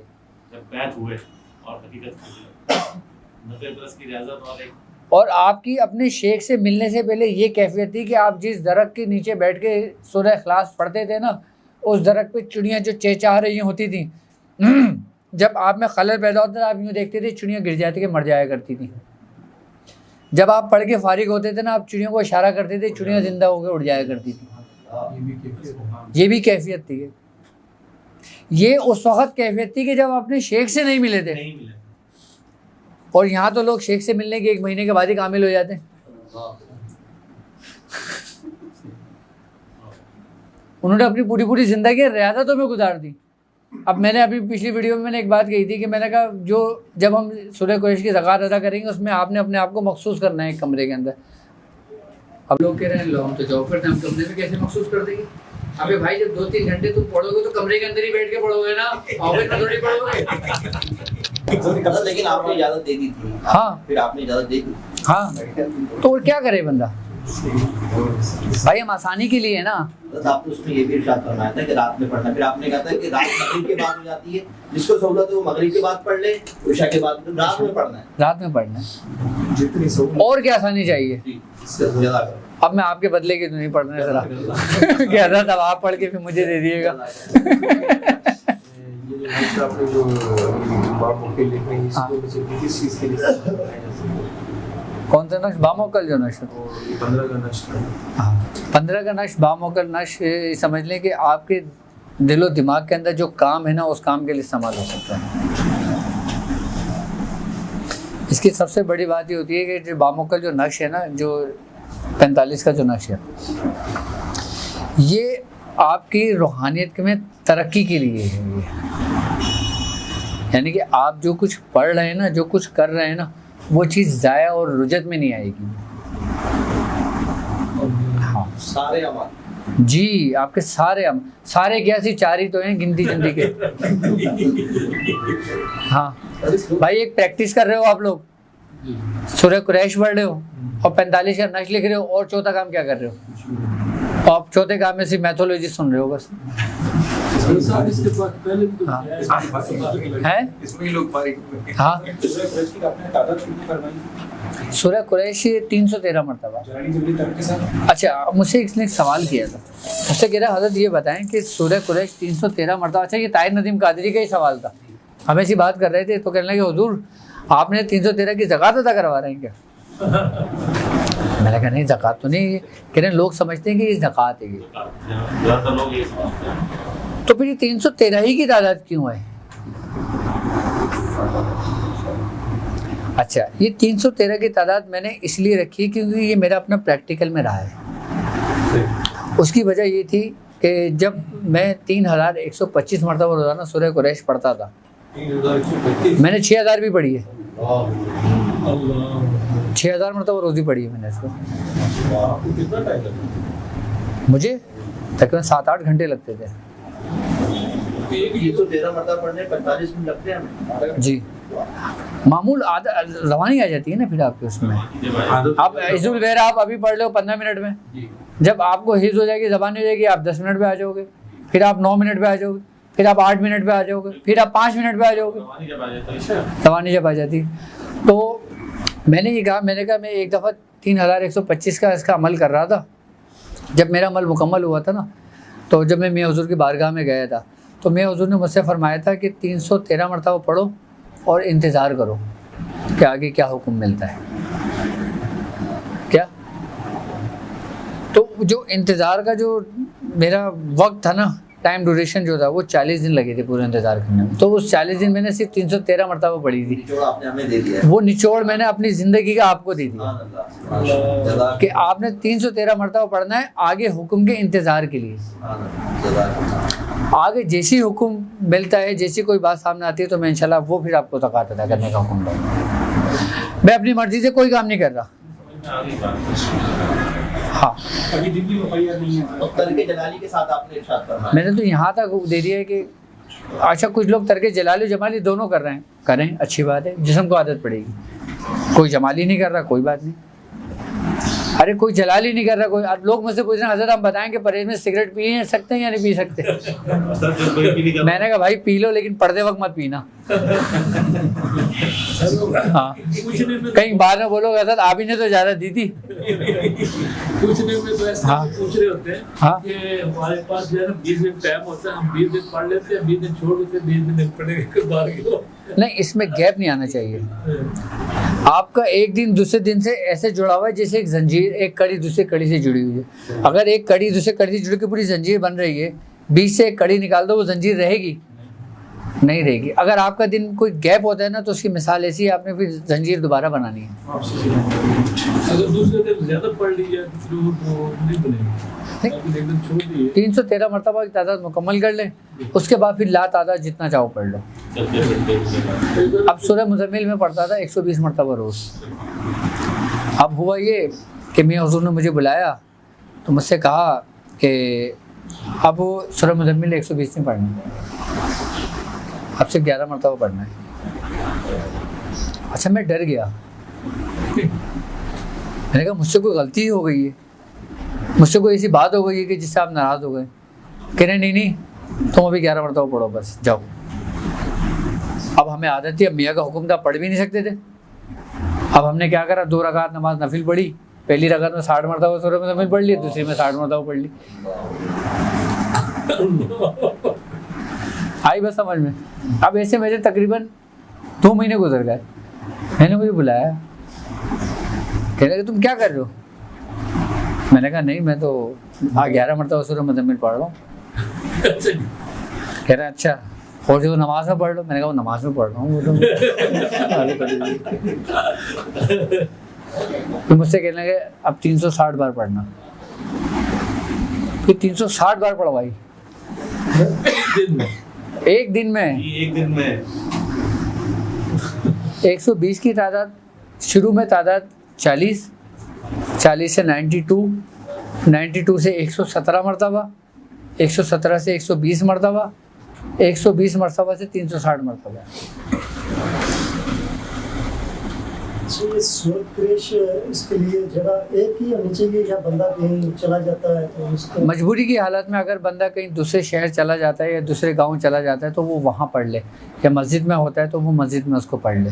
अगर इस दौरान यानी कि मगरिब से लेके सुबह तक वो सफ़र में हो, वो सफ़र में पढ़ ले वज़ू करके। इसके लिए सारा करना जरूरी है। अल्लाह ने आपका इशार कर दिया, आप क्या करोगे? अब सर्दी और गर्मी से हमने महफूज कर दिया, तो इशारा तुम्हारा अल्लाह ने खुद बांध दिया। सूरह कुरैश को भी लोग समझते नहीं हैं। जिस दिन लोग सूरह कुरैश को समझ लेंगे ना, उस दिन सब कुछ पढ़ना छोड़ देंगे सूरह कुरैश के चक्कर में। इसकी रुख इसका रुख किससे मदीना मुनव्वरा की जानिब रख लें। हाँ, सूरह कुरैश बामौकल भी पढ़ी जाती है, सूरह कुरैश सादी भी पढ़ी जाती है। सूरह कुरैश 45 के नक्श के जो मौकलान है ना, उन नामों के साथ एक ख़ास तरतीब के साथ भी पढ़ी जाती है। 45 के नक्श जो 15 का नक्श है ना, ये 15 का नक्श और सूरह कुरैश समझ लें कि इनका ताल्लुक ऐसे है आपस में। ये आपने इरशाद फरमाया था, इसके बाद में बताऊंगा। हाँ। इरशाद फरमाया था ना कि अब 1100 तरीके का है जी, बताऊंगा। 1100 तो इसके ज़ाहिरी हैं, और सूरह कुरैश वो खैर बात की बातें छोड़ दें उसको। अगर आप डॉट की प्रैक्टिस ही देखते हैं ना, तो आप प्रैक्टिस के बाद ही सूरह कुरैश पढ़ सकते हैं। अच्छा, डॉट को देखते हुए पढ़ सकते हैं? क्या जी? डॉट को देखते हुए पढ़ सकते हैं? तो डॉट को देखते हुए इतना होश होता है आपको क्या? क्या सूरह कुरैश पढ़ें?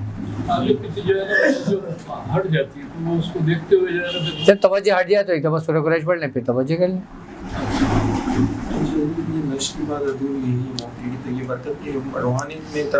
रूहानियत में तरक्की के लिए घर के देखो, एक बार याद रखना, जो शख्स सूरह कुरैश पढ़ता है ना, वो मुझसे ये ना पूछे कि हम कारोबार के लिए क्या पढ़ें।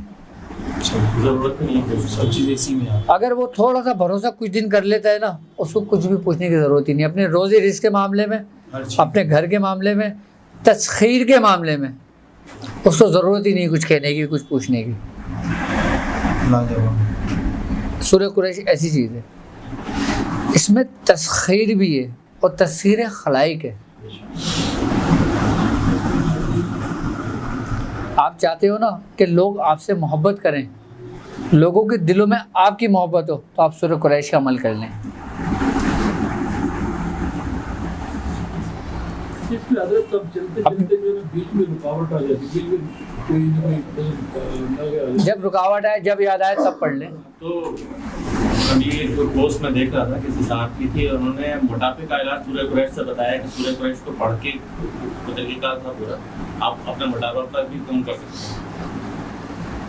इससे बहुत कुछ कर सकते हो अगर आपको तरीके पता हैं तो। मियाँ हुजूर को इसके साथ साथ 7 नगीने मिले थे। नगीने समझते हो? नहीं, सिलसिले के। मैं समझ गया, उसका पहुंच गया था सिलसिले के, पत्थर के समझ लेते। हुआ ये पत्थर के नहीं कि सिलसिले के लगे। मियाँ हुजूर के पास वो 7, जैसे हीरा होता है ना, हीरा, इस तरीके से 7 नगीने मियाँ हुजूर ने मुझे दिखाए थे, मैंने अपने हाथ में लेके देखे थे बाकायदा वो। और मुझे नहीं पता कि और किसी ने देखे हों या ना देखे हों, मुझे नहीं लगता किसी ने और देखे हों। जब वो मियाँ हुजूर को मिले थे ना, उस वक्त मियाँ हुजूर ने सबसे पहले मुझे बुला के मुझे दिखाया था, मुझे बताया था। वो क्या है उसके बारे में मैं तफसीली बताऊंगा कि एक एक ख़ानदान, वो कौन कौन सा ख़ानदान है, वो किन किन बुजुर्गों की अता से वो मिला है। और वो मिले थे मियाँ हुजूर को दरबारी रिसाला से, वहाँ से मियाँ हुजूर को मिले थे ये बाकायदा। और जब मियाँ हुजूर हथेली पे रखे हुए थे ना, चांद और सूरज की रोशनी भी मानन पड़ेगी उसके आगे, ऐसे थे वो जब मैंने उसको देखा था। मियाँ हुजूर के बड़े राज और इसरार मैंने अपने सीने में दफन किए हैं, लेकिन इतना ही बताया जाए जितना लोगों को हजम हो जाए,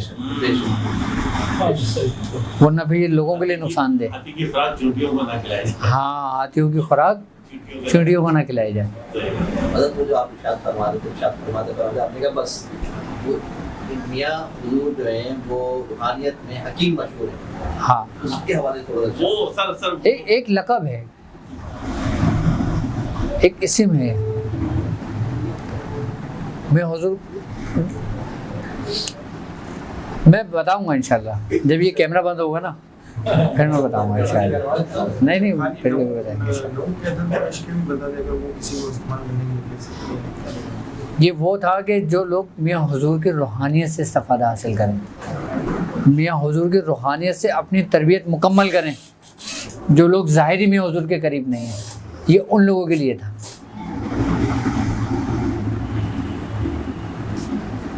ये उन लोगों के लिए वो बात थी। तो आपने कई जगह वीडियोस में दो तीन जगहों पे आपने फरमाया कि आपको शिजरे का इल्म भी अता किया गया। शिजरे का इल्म एक बहुत वसी इल्म है, लोग इससे गाफिल हैं। मैं असल में एक शिजरे के बारे में मैंने पढ़ा है कि वो हनफिया रूल जज़्बिया, ये क्या शे है? अगर आप मतलब कैमरा बंद होने के बाद समझाना चाहें तो मैं बताऊँगा इंशाल्लाह। क्योंकि शिजरे की भी सलासिल की भी एक तरतीब है।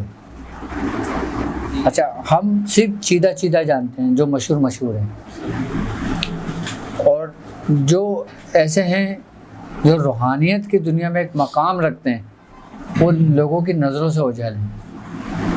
जिसे बख्ताशिया सिलसिला है, वो दुरूसिया सिलसिला है,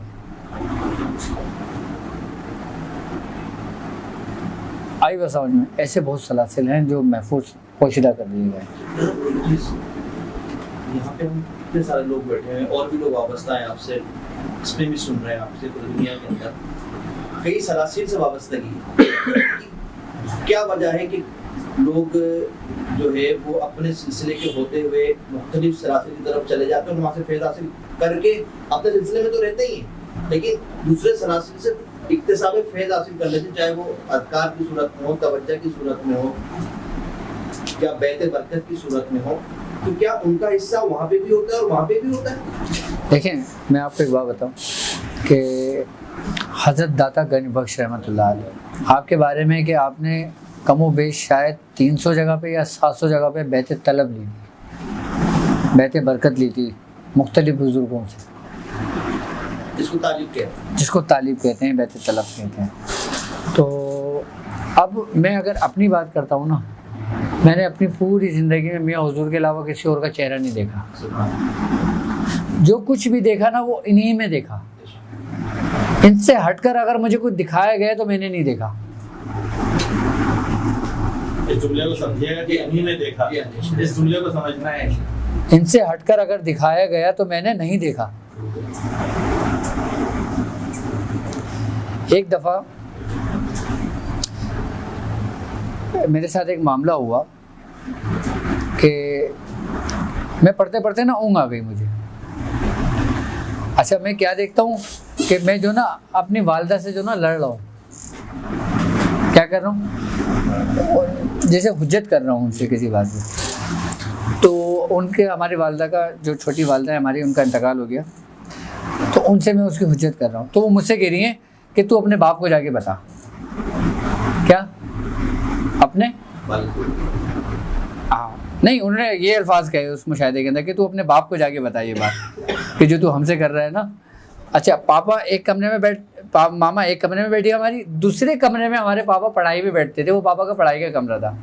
अच्छा, पापा जब पढ़ाई पे बैठते हैं ना, तो रात का टाइम होता है ना, पापा बनियान पहने होते हैं और तस्बीह हाथ में होती है, वो अपने मुसल्ले पे बैठ जाते हैं। अच्छा, मैं मामा से लड़के ना उस कमरे में गया, तो जब मैं उस कमरे में गया ना, एकदम मैं रुक गया, जैसे मुझ पर एक हैबत तारी हो गई। अच्छा, मैं रुक गया। मैं रुकने के बाद ये उस मुशाहिदे में हो रहा है, तो मुझे हुक्म हो के आ जाओ अंदर। जब मैं अंदर आया ना, तो मुझसे कहने लगे, एक आवाज़ आई कि सरकार दो आलम सल्लल्लाहु अलैहि वसल्लम मौजूद हैं, बैठे हुए। तो जब मैंने ये सुना ना, तो पापा नहीं थे उस मसल्ले पे ना, पापा नहीं थे, सरकार दो आलम सल्लल्लाहु अलैहि वसल्लम बैठे हुए थे। आप, हाँ, आप बैठे हुए थे।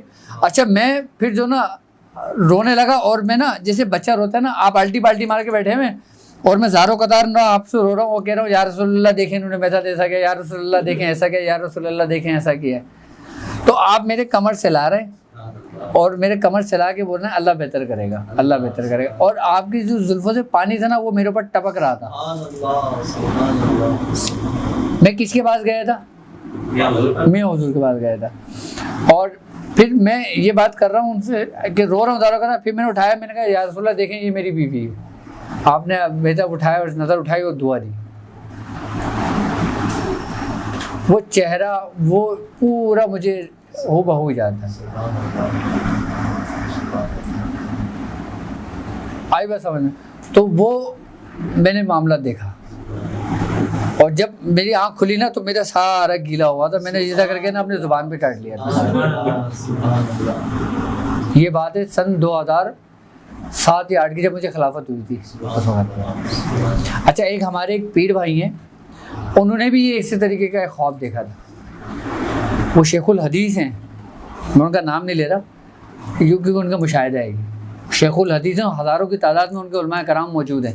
उन्होंने मुझे भी ये बात बताई और मियाँ को भी बताई थी, और उन्होंने बाकायदा इजाज़त लेके मुझे कहा था। वो ये कहते हैं कि मियाँ हुज़ूर, मैंने ख्वाब में ये देखा कि एक बहुत बड़ा दरबार लगा हुआ है,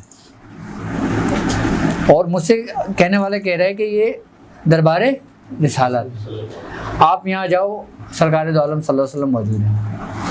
कहने लगे कि जब मैं उस दरबार के अंदर दाखिल हुआ ना, तो मैं क्या देखता हूँ कि उस दरबार के अंदर ना मियाँ हुजूर बैठे हैं और कोई भी नहीं है बाकी। तो कह रहे हैं, मैं तो कह रहा हूँ कि यहाँ पे यार सरकार दो आलम का जा रहे हैं, यहाँ तो मियाँ हुजूर बैठे हैं। कहने लगे, फिर मैं मियाँ हुजूर के पास बैठ गया और मैं भी ज़ारों कदार रोने लगा। फिर जब उन्होंने ये बात बताई थी ना, फिर मियाँ हुजूर ने उनको मेरा वाला मुशाहिदा उनको बताया था, तो उनको ऐसे पता चला था। फिर उन्होंने मुझे बताया था कि मुझे मियाँ हुजूर ने बताया। तो मैंने कहा, तुम्हें कैसे बताई ये बात? कहने मुझे मियाँ हुजूर ने बताया। मैंने कहा, तुम्हें क्यों बताया? कहने मेरे साथ ऐसा हुआ था। तो बात क्या है कि रास्ता सारा यही है वहाँ तक पहुँचने का। जो शख्स अपने शेख में सब कुछ देखता है ना, फिर वो अपने शेख की ही बारगाह से उस बारगाह में दाखिल होता है।